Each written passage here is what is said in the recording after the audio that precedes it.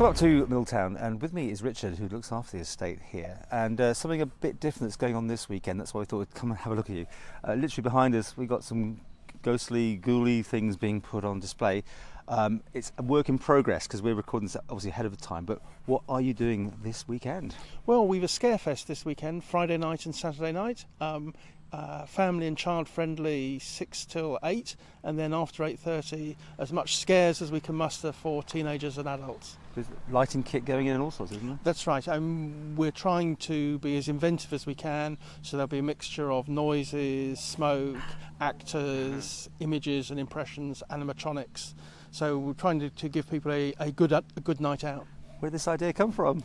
Well, when I took on the post at Mintown in the summer, everybody said to me, "Oh, you ought to do something which celebrates the ghosts and spirits that are reputed to inhabit Mintown," and this just seemed like a good opportunity to put our toe in the water. Indeed, because there are meant to be a few in there, right? There are. Any experiences? Personally, no, but I took a tour around in the summer, and a lady said to me, she said, "Oh, well, I came on a tour 10 years ago, and when we went into this room, there was a woman sat on the sofa, arms folded, looking very cross, and was completely ignored by the guide. And when we left the room, the lady said that she'd asked the guide, 'Well, why didn't you even acknowledge this woman?'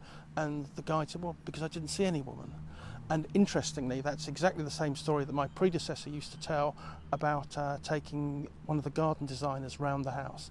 That they went into the room, the garden designer said, 'Well, why didn't you acknowledge this lady sat on the sofa?' 'Well, I didn't acknowledge her because I didn't see her.'" You see, we might have met ghosts we never even realised, of course. That's right, that's right. Okay, so this idea of changing things up, I mean, obviously this is not what you imagine people have come to Mintown for. Is this what you're trying to do now? Is different things? That's right, and we need to broaden the appeal of Mintown.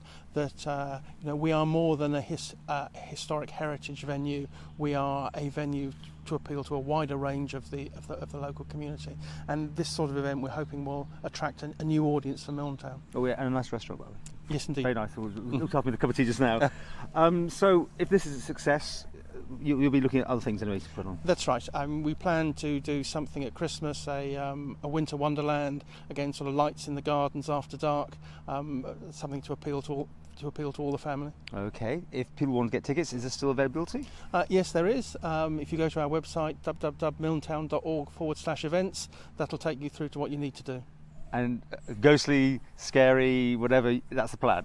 That's the plan. I mean, not too scary for kiddies before 8, sure, but as scary as we can make it after that. Sounds great. We hope so.